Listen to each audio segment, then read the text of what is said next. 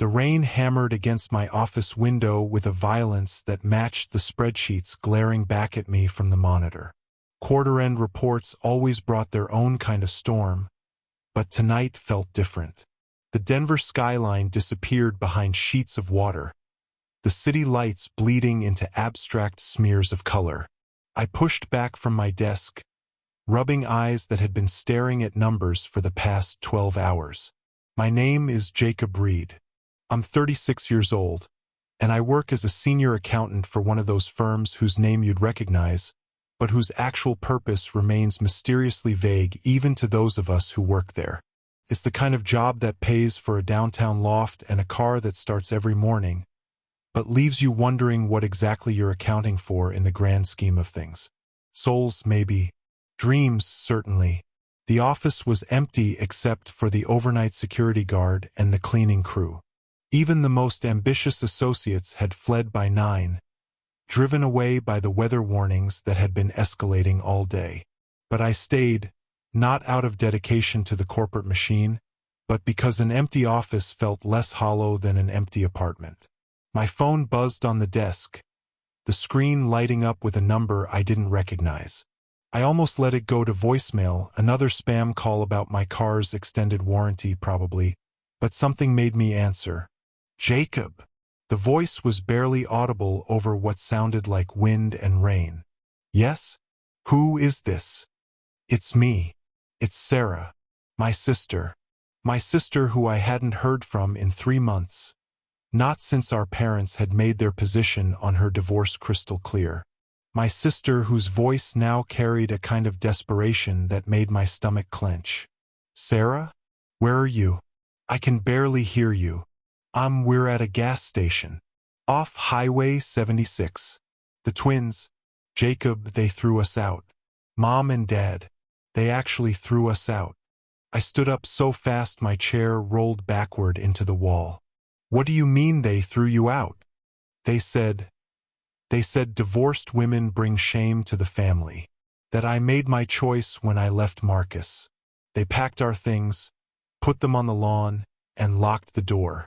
In this storm, Jacob, with the babies, they locked us out in this storm. Through the phone, I could hear the high, thin wail of an infant. No, 2 infants. The twins.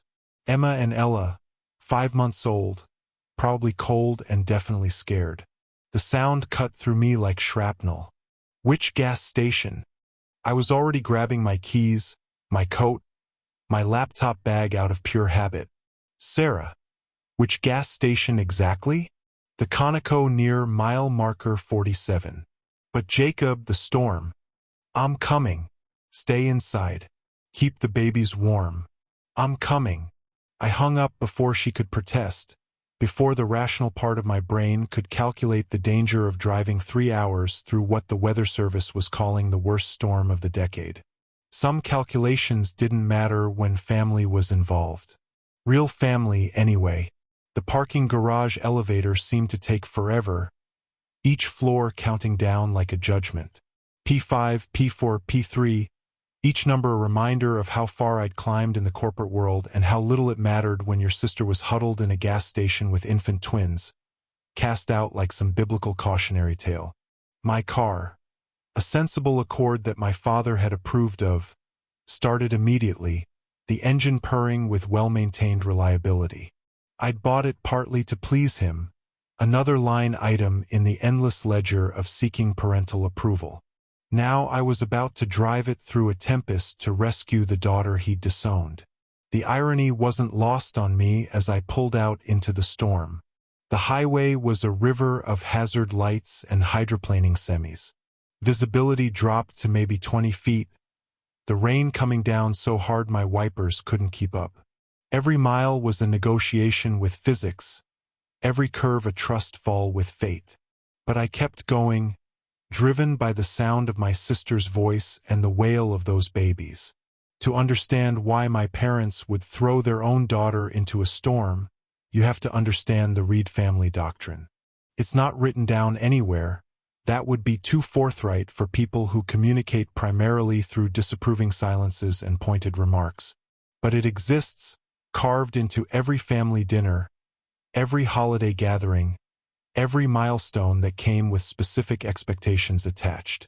The doctrine was simple: Reeds don't fail. Reeds don't divorce. Reeds don't embarrass the family. Reeds maintain appearances at all costs, even if the cost is their own children. I learned this early, maybe 7 or 8 years old, sitting at the dining room table while my mother explained why we wouldn't be seeing Aunt Catherine anymore. She made her choices, my mother had said, cutting her pot roast with surgical precision. And choices have consequences. But she's your sister, I'd protested, too young to understand that blood relations meant nothing compared to reputation. She was my sister, my mother corrected. Now she's just someone who used to be. Aunt Catherine's crime? Leaving an abusive husband, filing for divorce, refusing to stick it out for the sake of appearances. She'd been erased from family photos, her name becoming a profanity in the Reed household. I'd snuck over to see her once when I was 15, found her living in a small apartment, happy and free and very much alive despite being declared dead to the family. "They'll do it to you too, if you don't toe the line," she'd warned me. The Reed family loves their reputation more than their children. I thought she was being dramatic. Families didn't really disown their own over something as common as divorce. This was the 21st century, not some Victorian novel. But then Sarah met Marcus. Marcus Chun was everything my parents wanted in a son-in-law. Doctor, stable, from a good family. Their code for wealthy and willing to play the same social games they did. When Sarah married him at 25, my parents acted like they'd won the lottery. Finally, one of their children had done something right. I was the other child, the one who'd done things adequately but not exceptionally. Good job but not great. Nice apartment but not in the right neighborhood. Successful but not married, which in the Reed family accounting meant I was running a deficit no matter how many zeros were in my bank account. Sarah had achieved the dream. The wedding was perfect, featured in local society pages. The house was perfect, in the right suburb with the right school district for future perfect children. The marriage looked perfect from the outside, which was all that mattered. The twins came 2 years later, and if Sarah's marriage had made my parents happy, grandchildren sent them into raptures. Finally, proof that the Reed line would continue, that their legacy of appearance maintenance would pass to another generation. They bought matching everything: cribs, clothes, car seats. All top of the line, all visible symbols of their investment in perfection. But perfect is a brittle thing. It shatters under pressure, and Marcus Chen, for all his sterling credentials, had a temper that he kept hidden like a snake in designer clothing. The first time Sarah showed up at my apartment with a bruise on her arm, she laughed it off. "You know me, clumsy Sarah." Walked right into the door frame. The second time, she had an elaborate story about falling down the stairs. The third time, she didn't bother with excuses. She just sat on my couch and cried while I made tea and tried not to let my rage show. Rage at Marcus, yes, but also at myself for not seeing it sooner, for believing the performance they'd all been putting on. "You have to leave him," I'd said. "I can't," she'd whispered. Mom and Dad don't have to live with him. You do. You don't understand. They've invested so much in this. The wedding, the house, their reputation. If you leave, you'll be alive to raise your daughters. That's all that matters." Took 6 more months. 6 months of careful planning, of documenting injuries, of meeting with lawyers in secret like some kind of resistance fighter in occupied territory. When she finally filed for divorce, she did it with an airtight case. Marcus couldn't contest it, couldn't charm his way out of the police reports and medical records and photographs. But he didn't have to. My parents did it for him. "You're overreacting," my mother had said when Sarah told them. "All marriages have rough patches. He hit me, Sarah had said, the words hanging in the air like an accusation. You must have provoked him, my father had replied, and in that moment, I saw my sister break a little more. They tried everything. Counseling, but only with their approved therapist who suggested Sarah try being more submissive. Meditation, to help her manage her unrealistic expectations. Even a weekend retreat for troubled couples. As if a spa day could cure a man of his violence. When Sarah held firm, when the divorce was finalized, they shifted tactics. Silent treatment, withdrawal of financial support, subtle threats about grandparent rights. They played every card in their deck except the one that mattered. Unconditional love. I tried to mediate, to make them see reason. But you can't reason with people who value reputation over reality, who'd rather have a battered daughter in a respectable marriage than a divorced one who's safe. The storm got worse as I drove east, away from the city and into the plains where the wind had nothing to stop it. My phone rang constantly, Sarah checking my progress, work wondering why I'd left without logging out properly. My parents' number that I let go to voicemail every time. Radio stations interrupted their programming with emergency broadcasts, telling people to seek shelter, to stay off the roads, to wait for the storm to pass. But some storms don't pass. Some storms follow you, generated by the very people who were supposed to shelter you from harm. And sometimes the only thing you can do is drive straight through them and hope you come out the other side. Mile marker 30. The Accord struggled against the wind, getting pushed into the shoulder by gusts that seemed determined to flip it over. I passed abandoned cars, hazard lights blinking like distress signals in the dark. Each one made me wonder if I should stop, if I should help, but Sarah's voice echoed in my head. They locked us out in this storm. Mile marker 35. The rain turned to hail, percussion on the roof like angry fists. I thought about Emma and Ella, probably screaming by now, too young to understand why their world had suddenly become so cold and hostile. 5 months old. They'd been born into what looked like privilege but was actually a prison, and now they were refugees from their own family. Mile marker 40. My phone rang again. This time, I recognized the number as my mother's landline. Against my better judgment, I answered, putting it on speaker. Jacob? Where are you? Your father said you left work early. I'm driving. In this weather? Don't be foolish. Come home. We'll have dinner. I'm going to get Sarah. The silence stretched so long I thought the call had dropped. Then, in a voice like winter, there is no Sarah. She's your daughter. I have no daughter. I have a son who's apparently determined to throw away everything we've built for him. Built for me? Or for yourselves? Don't be dramatic, Jacob. You know how these things work. She made her choice. Now she has to live with the consequences. The consequence of leaving an abusive marriage shouldn't be losing your family. Marriage is sacred. She took vows. So did you. I shot back. To love and protect your children. Guess we're all oathbreakers now. I hung up before she could respond, before her voice could worm its way into my resolve. The exit for mile marker 47 appeared through the rain like a promise, and I took it too fast, feeling the car slide before the tires found purchase again. The Conoco station was a fluorescent oasis in the storm. I could see Sarah's car, the sensible SUV my parents had bought her for the twins, parked near the door. Through the window, I caught a glimpse of her inside, holding both babies, looking small and lost and younger than her 29 years. I parked and ran, the rain soaking through my coat instantly. The bell above the door announced my arrival with incongruous cheer. Jacob! Sarah stood, juggling both twins, and I could see she'd been crying. The babies were wrapped in her coat, their faces red from crying, but they were safe. They were okay. Hey!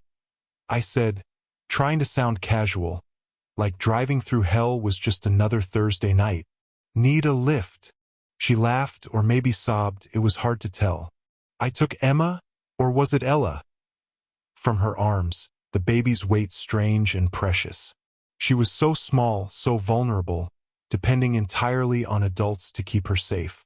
Adults who had spectacularly failed her so far. We need to get their things, Sarah said. The car seats, the diaper bags. We'll transfer everything.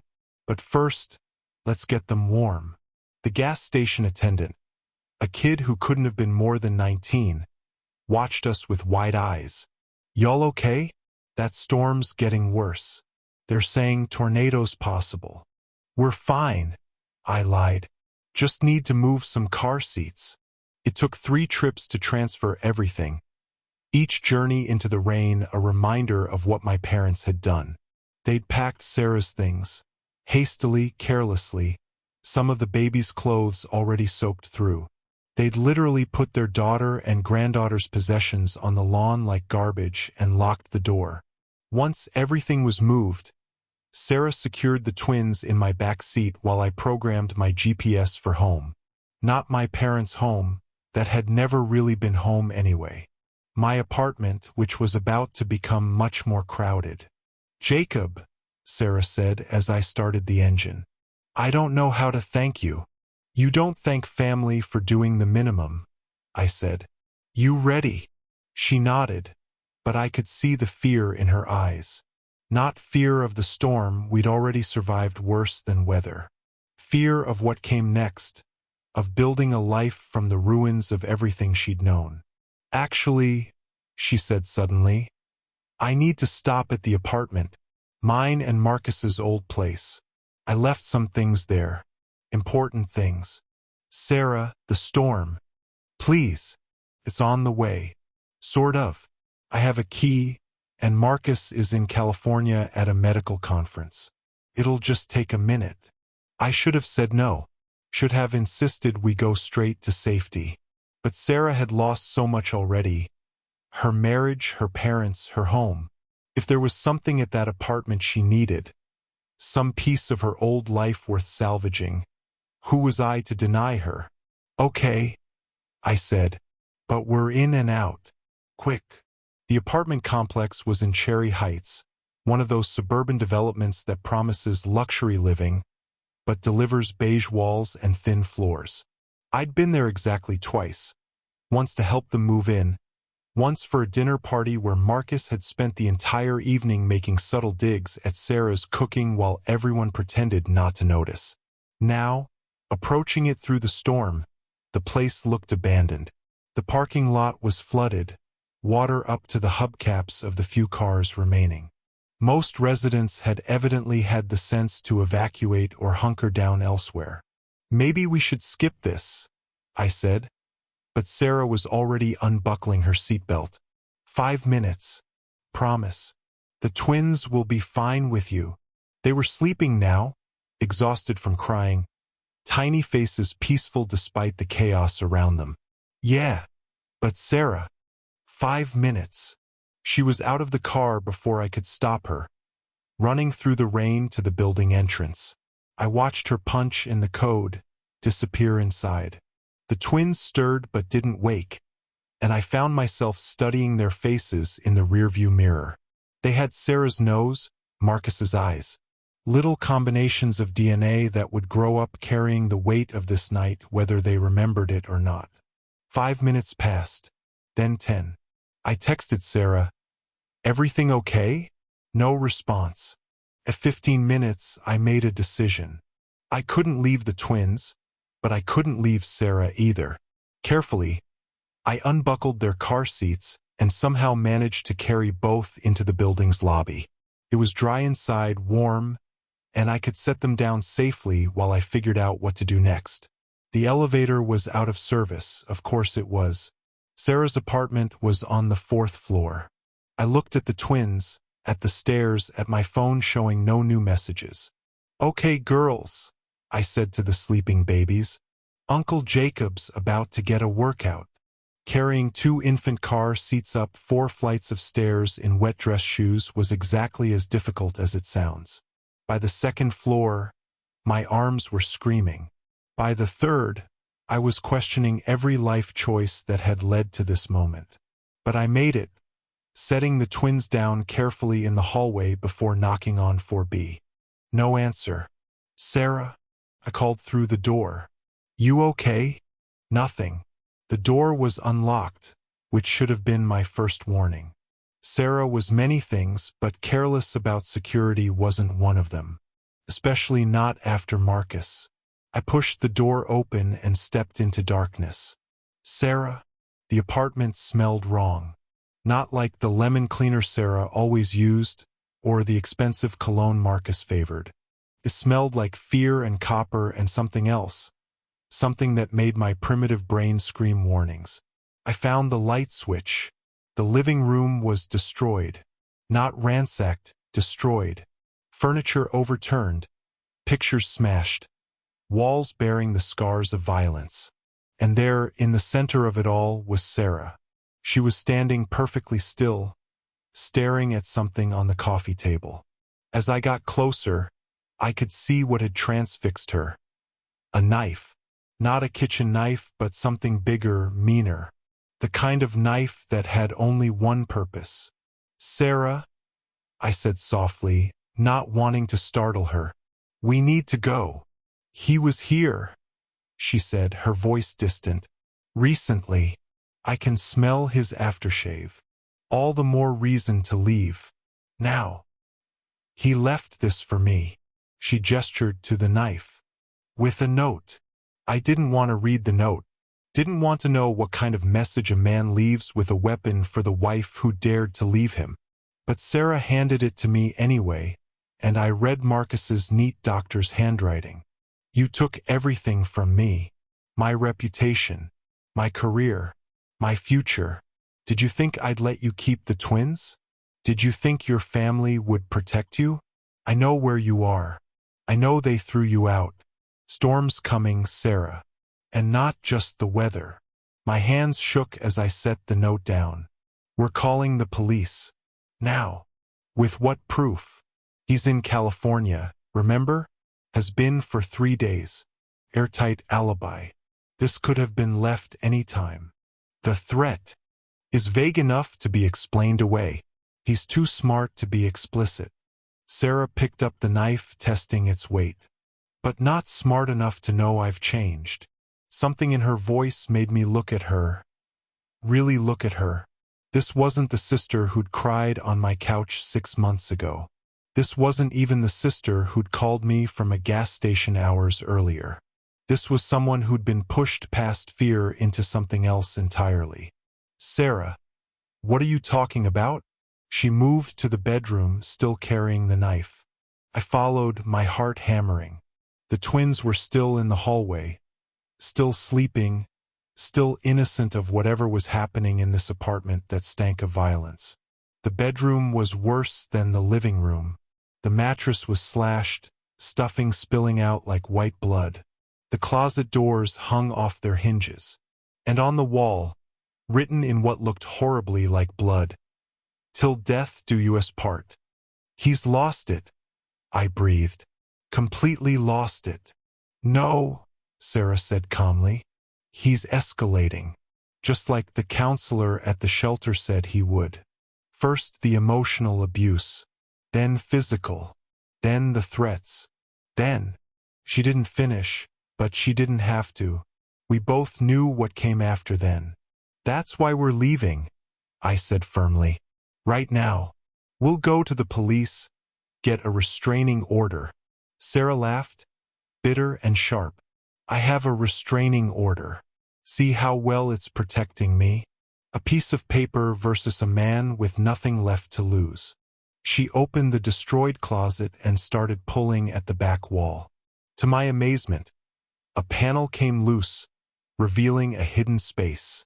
"I've been preparing," she said, pulling out a small safe. "Ever since I realized what he was, what he'd do when I left."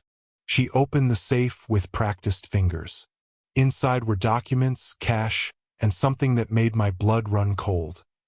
A handgun. Sarah, no. He's going to come for them, Jacob. For the twins. He said so in the divorce proceedings. If he couldn't have the perfect family, no one could. The judge didn't take it seriously. Called it heated words in a difficult time. But I knew. I've always known. So we run. We go somewhere he can't find you. Where? She turned to me, and I saw tears cutting through her determined expression. Where can we go that he won't follow? He has money, connections, time. And now he knows our parents won't protect us. We're alone, Jacob. Alone in a storm with a man who's decided that if he can't own us, he'll destroy us. A sound from the living room made us both freeze. Footsteps. Slow, deliberate footsteps. Sarah raised the gun with hands that didn't shake. I pushed past her, peering around the doorframe. A figure stood silhouetted in the doorway. Tall, broad-shouldered. Familiar. Marcus. Hello, Sarah, he said, his voice carrying that same casual charm that had fooled everyone, including me. I heard you were looking for shelter. Thought I'd check our old place, just in case you were feeling nostalgic. You're supposed to be in California? I said, stepping into view.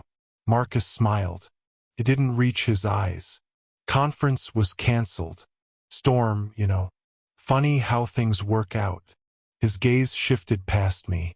Where are my daughters? They're not your daughters anymore, Sarah said, emerging from the bedroom. The gun was hidden behind her back, but her voice was steel. The court made that clear. The court, Marcus sneered. The court believed your lies, your exaggerations. One little push, and suddenly I'm a monster.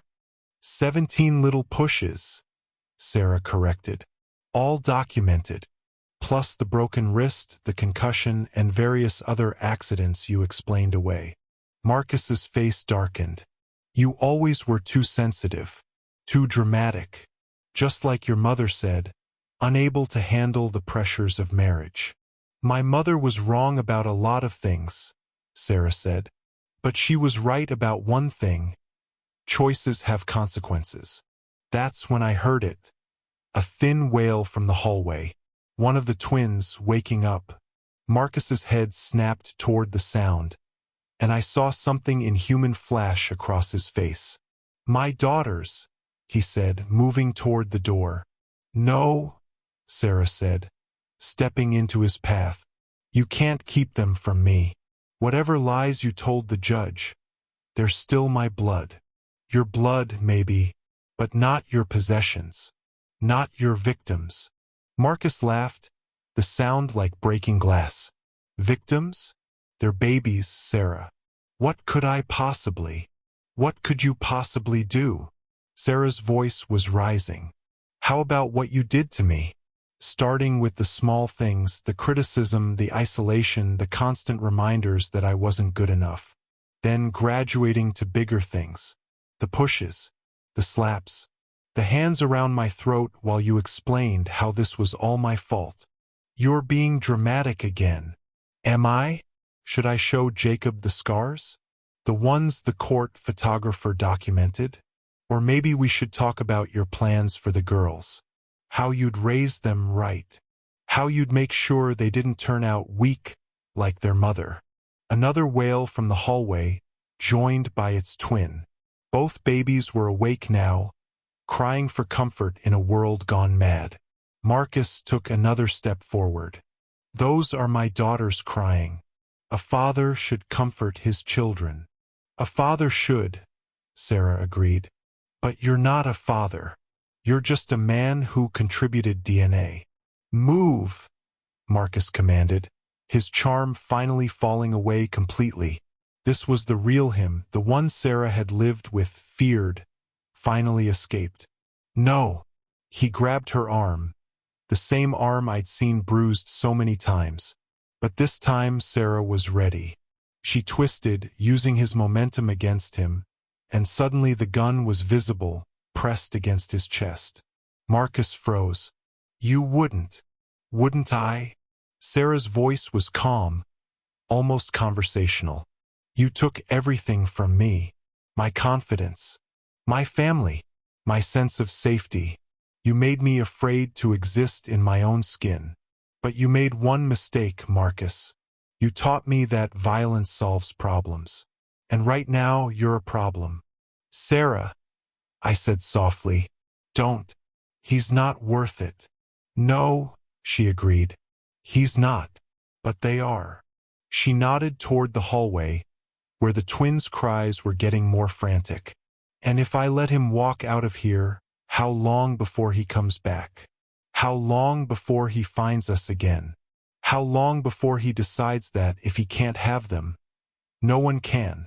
Marcus's eyes darted between Sarah and me, calculating. I could see him weighing his options, looking for an angle, a weakness to exploit. You kill me, you go to prison, he said. Then what happens to them? Self-defense, Sarah replied. You broke into my apartment. You have a history of violence. You left threatening messages. Any jury would. Would what? Believe the hysterical ex-wife who murdered her successful doctor husband? I don't think so. The gun wavered for the first time. Marcus saw it too, and his smile returned. That's the thing about you, Sarah. Always so concerned with what others think. What will people say? What will the court decide? What will mommy and daddy think? He leaned in closer despite the gun. Well, we both know what they think. They threw you out like trash. Because that's what you are to them now. Damaged goods. A failed investment. Stop, I said. But Marcus was on a roll. And Jacob here playing the hero. You think he wants this? Wants you and two screaming infants cramping his bachelor lifestyle? He's here out of obligation, nothing more. Because that's what you are now, Sarah, an obligation. A burden. A problem to be managed. Sarah's hand was shaking now. The twins were screaming. The storm outside was reaching its crescendo, wind howling like a living thing. And Marcus kept talking, each word a scalpel designed to cut. You know what the saddest part is? You could have had everything. The house, the status, the family. All you had to do was shut up and play your role. But no, you had to be difficult. You had to fight back. And look where it got you. Alone in a storm with nowhere to go. She's not alone, I said, stepping beside Sarah. And you're wrong about everything else, too. Marcus's gaze shifted to me, dismissive. The accountant speaks. Tell me, Jacob, how's that working out for you? Still single? Still living for those spreadsheets? At least I tried to build something real. Real. I laughed, the sound surprising all of us. You want to talk about real? Real is Sarah surviving what you put her through. Real is her protecting those babies even when it cost her everything. Real is standing here right now, facing down the monster who tried to break her. That's real, Marcus. You're just a small man who got off on hurting someone who loved you. His face contorted with rage. You don't know anything about our marriage. I know enough, I interrupted. I know Sarah's worth a dozen of you. I know those babies are lucky to have her and unlucky to share your DNA. And I know you're going to turn around and leave, right now, before this gets worse. Or what? She'll shoot me? Go ahead, Sarah. Show your brother who you really are. Show him the violence you're capable of. That's when I realized his game. He wanted her to shoot. Wanted her to cross that line. To become what he'd always accused her of being: dramatic, unstable, dangerous. Even now, facing a gun, he was trying to control the narrative. Sarah, I said quietly, put the gun down. Listen to your brother, Marcus urged. For once in your life, make the smart choice. Sarah looked at me, tears streaming down her face. He'll never stop, Jacob. Never. Then we'll deal with that. Together. But not like this. Not his way. For a long moment, everything hung in balance. The storm, the screaming babies, the gun, the future. All of it teetering on the edge of a decision that couldn't be undone. Then Sarah lowered the gun. Marcus's triumph was immediate and ugly. "That's my girl. Always so weak when it matters." He never finished the sentence. Sarah's fist connected with his nose in a crunch of cartilage and blood. Marcus staggered back, hands flying to his face, blood streaming between his fingers. "That's for everything," Sarah said calmly. "And this is your only warning. Come near me or my daughters again, and I won't hesitate. I won't shake. I won't listen to my better angels. I'll end you, and I'll sleep soundly afterward. Understood?" Marcus glared at us over his bloodied hands, but something in Sarah's eyes must have convinced him. He backed toward the door, leaving bloody handprints on the frame. "This isn't over," he snarled. "Yes," Sarah said simply. "It is." He left, and we stood there in the ruins of Sarah's old life, listening to his footsteps retreat down the hall. Only when we heard the stairwell door slam did Sarah collapse, the gun falling from nerveless fingers. "I almost," she gasped. "I wanted to, but you didn't," I said, pulling her into a hug. "You didn't." The twins' cries had reached a fever pitch. We collected ourselves, secured the gun in the safe, and went to comfort them. Two tiny humans who had no idea how close they'd come to losing their mother, one way or another. "We can't stay here," Sarah said, expertly soothing Emma while I awkwardly bounced Ella. "He knows we were here. He'll come back, or send someone, or—" "We're going to my place," I said firmly. "Tonight. Then tomorrow we'll figure out next steps. Police report, new restraining order, maybe leaving the state. Whatever it takes to keep you safe." "Jacob, I can't ask you to." "You're not asking. I'm telling. We're family, Sarah. Real family. The kind that shows up in storms." She cried then, really cried, while the babies settled back into sleep. We gathered what few things from the apartment seemed salvageable. Photo albums, some jewelry, documents the storm hadn't destroyed. Evidence of a life that was over but had led to something new. The drive back to Denver was surreal. The storm had passed while we were in the apartment, leaving behind a world washed clean. Stars peeked through breaking clouds. The highway was littered with debris but passable.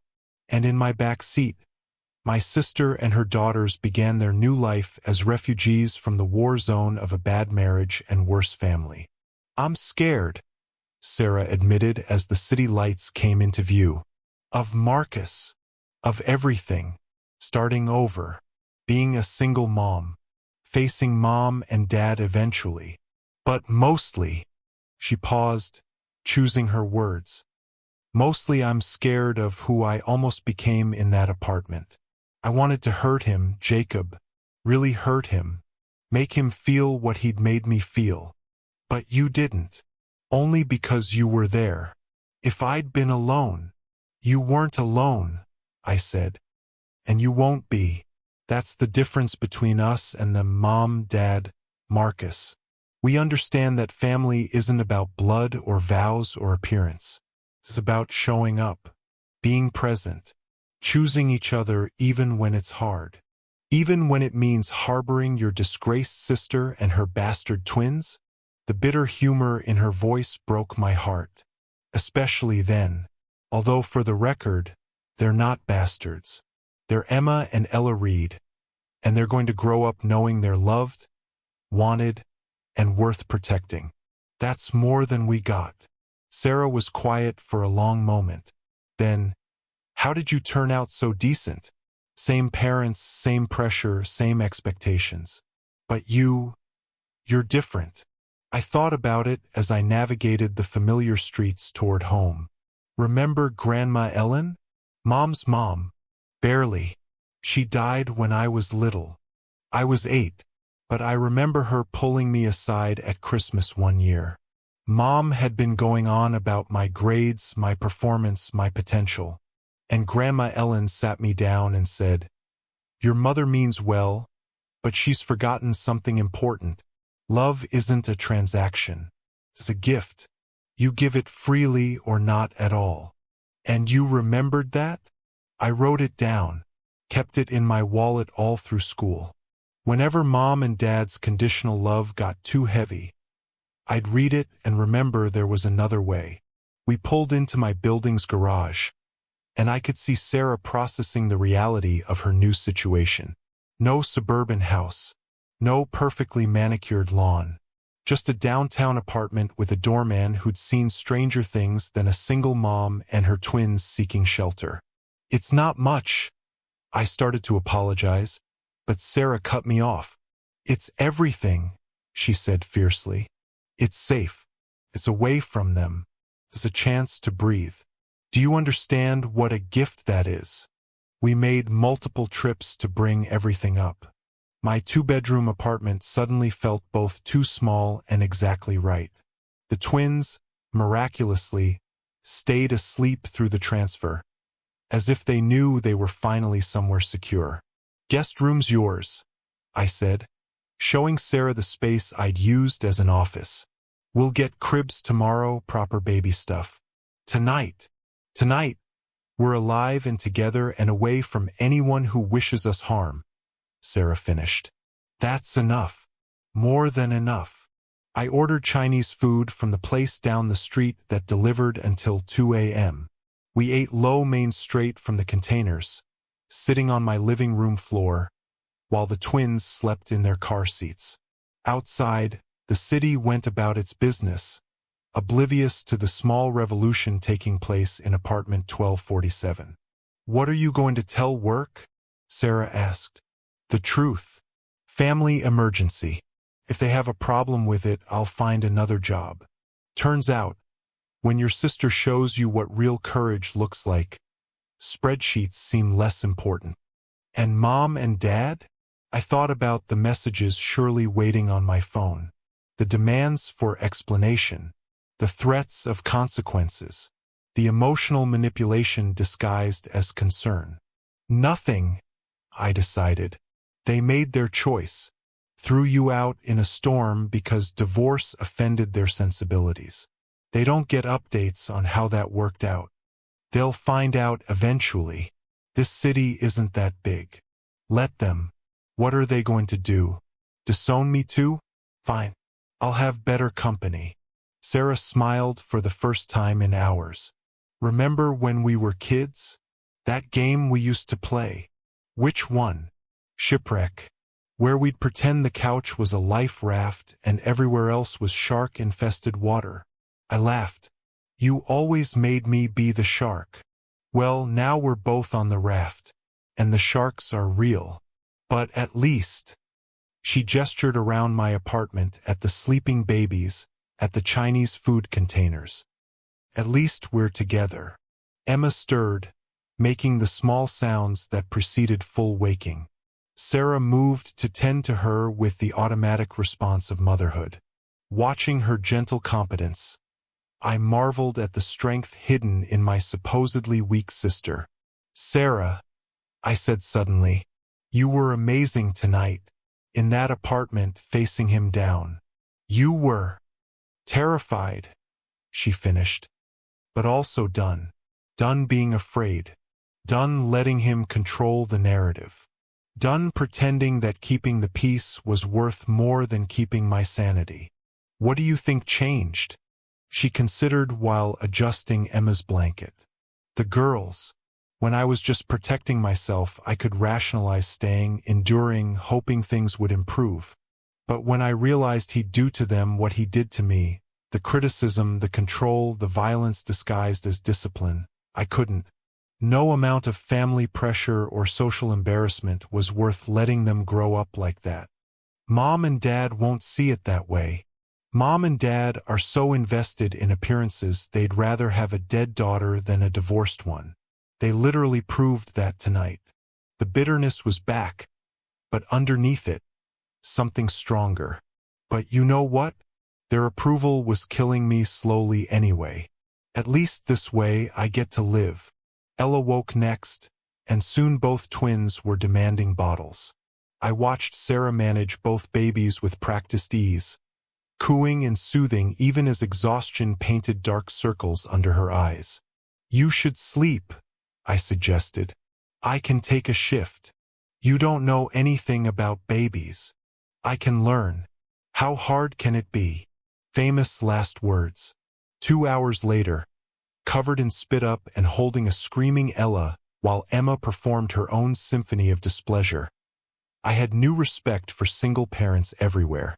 Sarah appeared in the doorway, hair mussed from sleep, and despite everything, she laughed. "Give her here," she said, taking Ella with practiced ease. "You're holding her like a football. She seemed to like it earlier. That was before you fed her. Now she needs to be upright. Like this." She demonstrated, and like magic, Ella's cries diminished to hiccups. "You'll learn. We all do. Sarah, I don't know how to do this.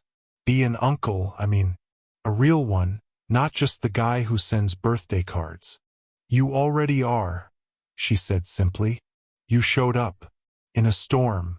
Without question. That's more than—" She didn't finish, but I heard the words anyway. "More than our parents did. More than Marcus ever would. More than anyone else in her life had managed. It's going to be hard," I warned. "People will talk. Mom and Dad will make things difficult. Marcus might." "Let them," Sarah interrupted. "I've already survived the worst they could do.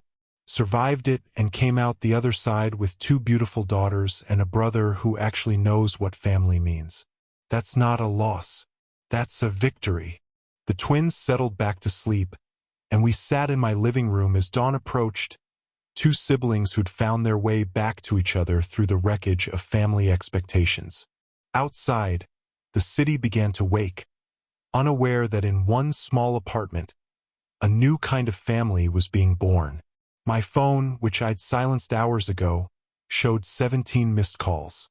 12 from my mother, 5 from my father, all demanding explanation, requiring compliance, insisting on the maintenance of their carefully constructed reality. I deleted them all without listening. "What now?" Sarah asked, voicing the question that hung between us. "Now we build something new," I said. "Something based on actual love, not performed affection. Something that values safety over reputation, happiness over appearances. Something real. The twins deserve that. We all deserve that. It just took a storm to show us." Sarah leaned against my shoulder, exhausted but finally at peace. "Thank you," she whispered, "for coming, for standing up to him, for everything." "Thank you," I replied, "for showing me what courage actually looks like." We sat there as the sun rose over Denver, painting the sky in shades of hope. Somewhere across the city, our parents were probably having breakfast, maintaining their routines, secure in their righteousness. Marcus was nursing his broken nose and planning his next move. The world was spinning on, unchanged by our small drama.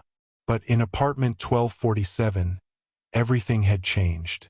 A family based on blood had shattered, but something stronger had taken its place. A family based on choice, on showing up, on the radical act of putting love above all else. The twins slept on, unaware that they'd been saved from more than just a storm. They'd been saved from growing up believing that love had to be earned, that perfection was the price of belonging, that appearance mattered more than truth. They'd grow up with a mother who'd faced down her demons and won. An uncle who'd learned that spreadsheets meant nothing compared to family. A life perhaps less privileged but infinitely more honest than the one they'd lost. It wouldn't be easy.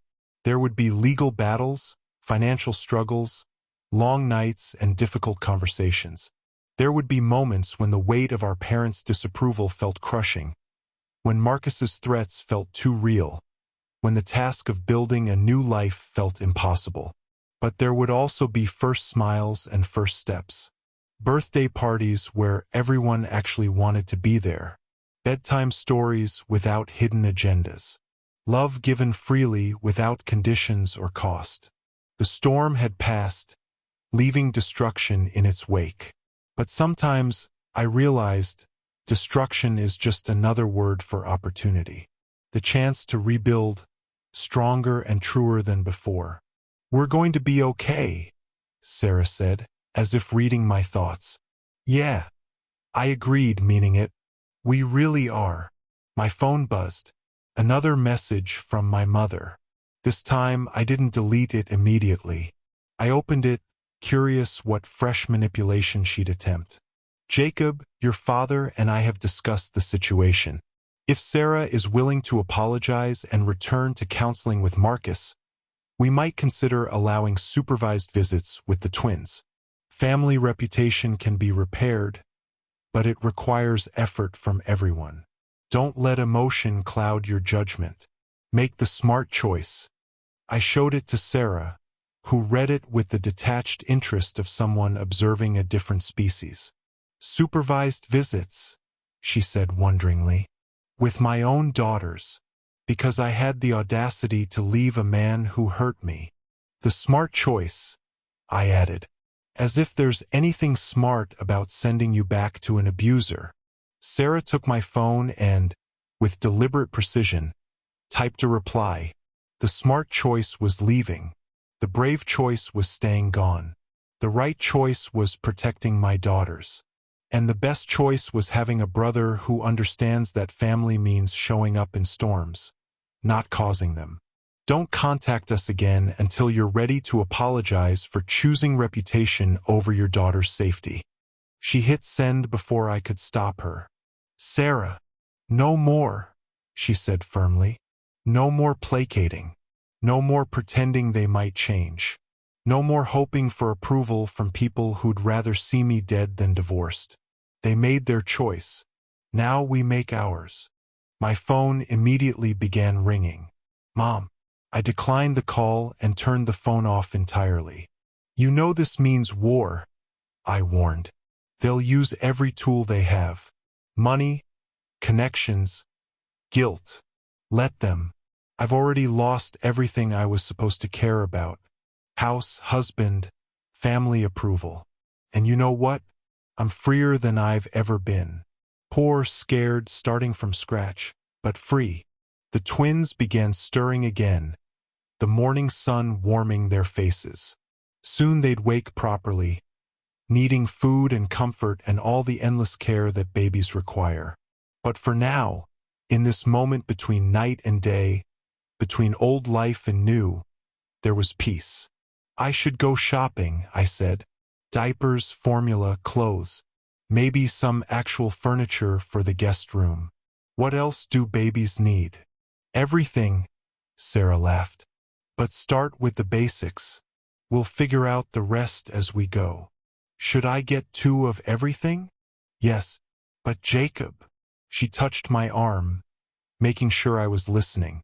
"The most important thing you're giving them isn't stuff. It's stability, love, the knowledge that someone will always show up for them, no matter what storm is raging." I thought about our parents, about their conditional love and carefully maintained distances, about Marcus and his need to control, about all the ways families could fail each other. "They'll have that," I promised. "We all will." I stood to get ready, already mentally calculating costs and logistics. My neat bachelor life was about to become very messy, very loud, and very complicated.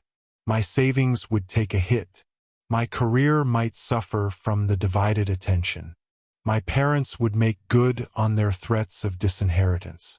And none of it mattered, because in the guest room, my sister was singing softly to her daughters, her voice carrying a hope I hadn't heard in years. Because 2 innocent babies would grow up knowing they were worth protecting. Because sometimes the family you choose is stronger than the family you're born into. The storm had passed. The sun was shining.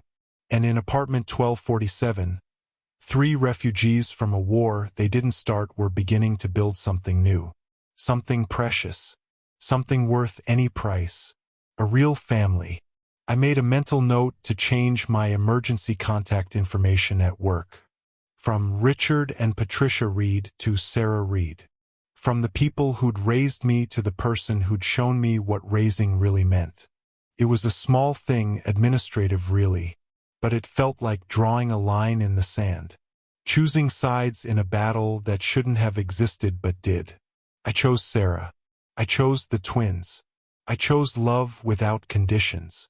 And for the first time in my 36 years, I felt like I'd finally made the smart choice. The days that followed blurred together in a haze of adjustment. My apartment transformed from a bachelor pad into something resembling a baby supply store explosion. Cribs squeezed into the guest room. A changing table replaced my desk. The sophisticated coffee maker gave way to bottle warmers and formula mixers. Sarah insisted on paying for everything from her savings, what little Marcus hadn't managed to control. I insisted on covering it myself. We compromised by her buying the daily supplies while I handled the furniture and larger items. It was the kind of negotiation our parents never would have understood. Both parties trying to give more rather than take. On the third day, as I was attempting to assemble a crib while Emma gnawed on my shirt collar, Sarah's phone rang. She looked at the number and paled. "It's David Harrison," she said.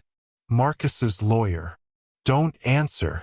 But she'd already accepted the call, putting it on speaker. "Hello, David." "Sarah." The voice was smooth, professional, designed to intimidate without seeming to. "I'm calling on behalf of my client regarding the custody arrangement." "There is no arrangement.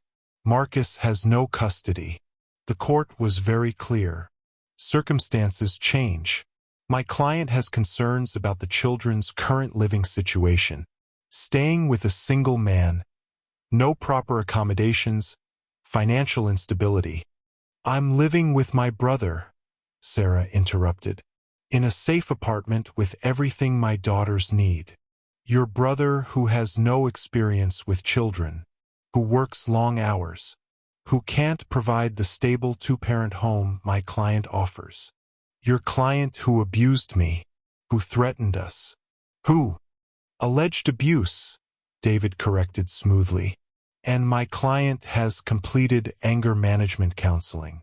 He's prepared to offer a stable home environment, complete with a full-time nanny and the best schools. Compare that to—" A delicate pause. "Whatever situation you're currently in." I took the phone from Sarah's trembling hand. "Mr. Harrison? This is Jacob Reed. I'm recording this call, by the way.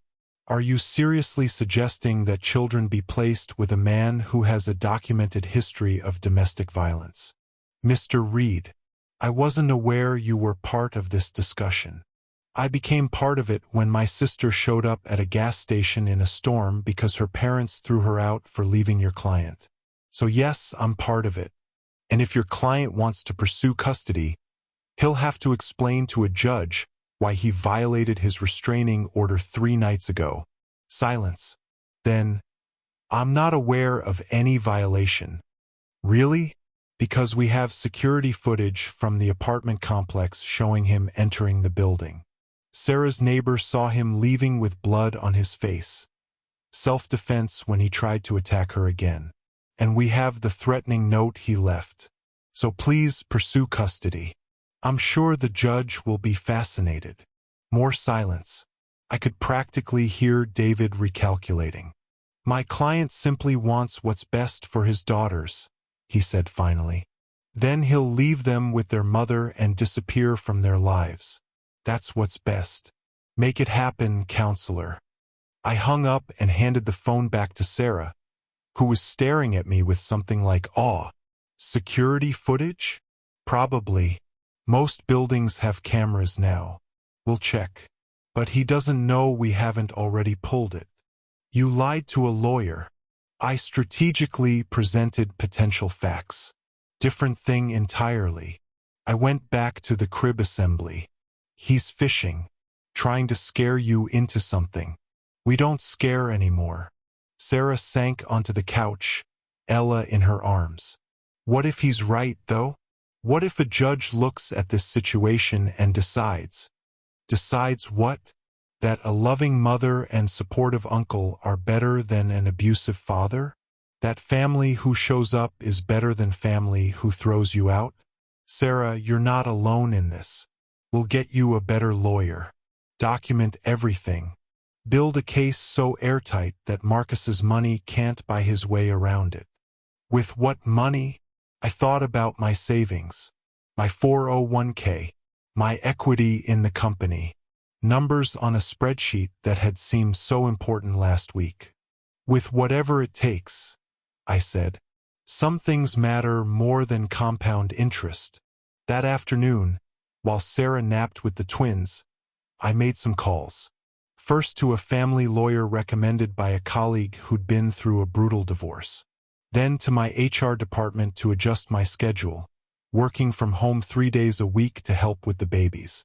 Finally to a security company about cameras for the apartment. Each call felt like a step away from the life I'd built and toward something uncertain but necessary. The Jacob Reed who'd sat in that sterile office reviewing quarterlies would have been horrified. But that version of me hadn't yet learned what was worth protecting. You're remodeling your whole life for us? Sarah said that evening, watching me try to figure out how to properly hold a bottle. Your job, your apartment, your savings. My priorities, I corrected. I'm remodeling my priorities. Turns out they needed updating anyway. Mom and Dad would say you're throwing your life away. Mom and Dad threw their daughter away. I don't think their opinion carries much weight anymore. She was quiet for a moment. Then, I dream about them sometimes.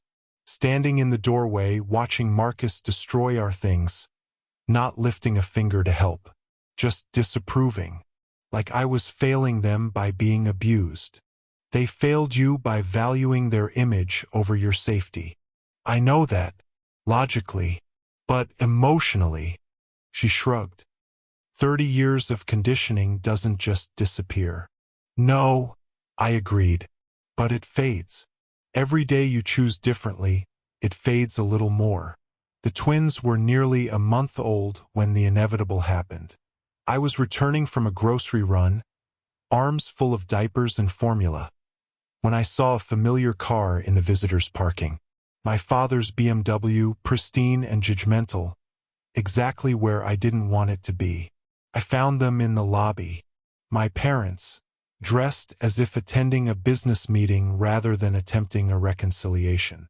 Sarah stood by the elevators, both twins in their stroller, looking cornered. Completely unreasonable. My mother was saying, "We've given you time to cool down. Now it's time to discuss this rationally." "There's nothing to discuss," Sarah replied, her voice steady despite her white knuckles on the stroller handle. "You made your position clear when you put our belongings on the lawn. You were emotional. We all were. But surely you can see." "What I see," I interrupted, setting down the groceries, "are two people who chose reputation over their daughter's safety, who literally locked her out in a dangerous storm because divorce offended their sensibilities. So no, we can't see whatever justification you're about to offer." My father turned to me, his expression a mix of disappointment and disdain. "Jacob, I should have known you'd enable this behavior." "Enable? I'm enabling my sister to live safely with her children. If that disappoints you, I'll add it to the list." "Don't be glib," my mother snapped. "This is serious. Sarah's making decisions that will affect these children's entire futures." "Yes," Sarah agreed. "I'm deciding they should grow up without being abused." Revolutionary concept, I know. Marcus made mistakes, my father conceded, as if domestic violence was equivalent to forgetting an anniversary. "But he's seeking help. He wants to reconcile." "Of course he does," I said. He wants his possessions back. Too bad they're people, not property. My mother's face flushed. How dare you? How dare you? I countered. How dare you come here after what you did? How dare you advocate for a man who hurt your daughter? How dare you stand there acting like the injured parties when Sarah's the one who had to rebuild her life from nothing? We're trying to help, my father insisted. No, you're trying to restore your image. Big difference. The twins began fussing, picking up on the tension. Sarah moved to soothe them, but my mother reached for the stroller. Don't, Sarah said sharply. You lost the right to play grandmother when you chose Marcus over us. My mother recoiled as if slapped. Sarah, please. They're our grandchildren. They're my daughters, and I'll protect them from anyone who thinks appearance matters more than their well-being. Including you. The standoff stretched, tense and painful. Other residents passed through the lobby, carefully avoiding eye contact. Even the doorman found something fascinating to study on his computer screen. Finally, my father spoke. If you continue down this path, there will be consequences. More consequences than being thrown out in a storm? Sarah asked. More than being told I'm a disappointment for not staying with an abuser? What else can you take from me? Your inheritance, for one, my mother said coldly. Both of you, continue this defiance, and you'll be written out entirely. I laughed, the sound echoing off the marble walls. Our inheritance? You mean the money you've held over our heads our entire lives? The golden leash you've used to keep us in line? Take it. We don't want it. You don't mean that, my father said, but uncertainty colored his voice. I absolutely do. What good is money that comes with conditions? What value is inheritance that requires us to sacrifice Sarah's safety? Keep it. Choke on it.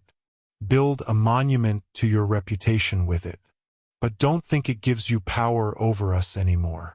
Sarah straightened, drawing strength from my words. Jacob's right. You can keep your money, your approval, your conditional love. We'll take freedom instead. My parents exchanged glances, their ultimate weapon neutralized. Without the threat of disinheritance, what leverage did they have? You'll regret this, my mother warned. When reality sets in, when the bills pile up, when you realize what you've thrown away. What we've thrown away, Sarah interrupted, is the delusion that your love was worth earning. That's not a loss. That's liberation.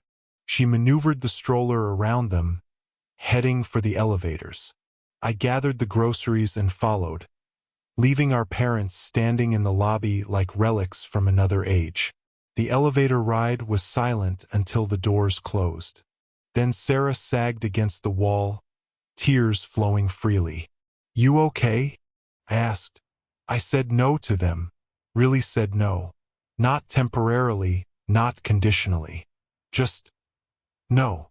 How does it feel? She considered, wiping her eyes. Terrifying and free, like jumping off a cliff and discovering you can fly. They might come back. Let them. Each time will be easier. Each no will be stronger. She looked at the twins who'd settled back to sleep. They deserve better than what we got.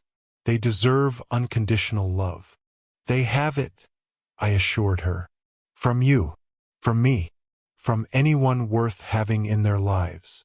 Back in the apartment, we fed the twins and settled into what was becoming our evening routine. Sarah on one end of the couch, me on the other, each holding a baby, talking about everything and nothing. Do you think they were always like this? Sarah asked. Mom and Dad? Or did they become this way? I think they chose it, I said after considering. Chose safety over authenticity. Chose image over intimacy. And each choice made the next one easier until they couldn't imagine any other way to be. Are we choosing differently? Or just reacting to them? Both, maybe, but look at the results. They're alone in their perfect house with their perfect reputation. We're here, imperfect and struggling, but together. Which life would you rather have? Ella made a sound that could generously be interpreted as agreement. We laughed, the sound filling the apartment with warmth our childhood home had never known. You know what's funny? Sarah said. I spent so long trying to build the life they wanted for me. The right husband, the right house, the right image. And it nearly killed me. Literally. But losing it all? That saved me. Losing what wasn't real, I corrected. To find what is. My phone buzzed. Another message from my mother, this one longer, more manipulative. I deleted it without reading and made a mental note to block their numbers entirely. Some bridges, once burned, didn't need rebuilding. The twins would grow up without grandparents on the Reed side, but they'd grow up with truth, with safety, with love that didn't demand perfection as payment. It wasn't the family story our parents had written, but it was the one we were choosing to tell. And that made all the difference. Thank you for listening to my story. If you're like me, someone who spent years trying to earn love that was never truly offered, you know these aren't just stories. They're mirrors of our deepest wounds and greatest triumphs. Subscribe if these stories resonate with your journey. Hit that notification bell. Think of it as our regular meetup, where we share truths that others might not understand. And please, leave a comment below. Tell me, have you ever felt like an outsider in your own family? What would you have done in my shoes? Your words matter to me, and they matter to everyone here who's walked this lonely path. Tomorrow, I'll be back with another story. Until then, remember, family isn't always blood, and sometimes the greatest gift is discovering who you truly are. Take care of yourself. You deserve it.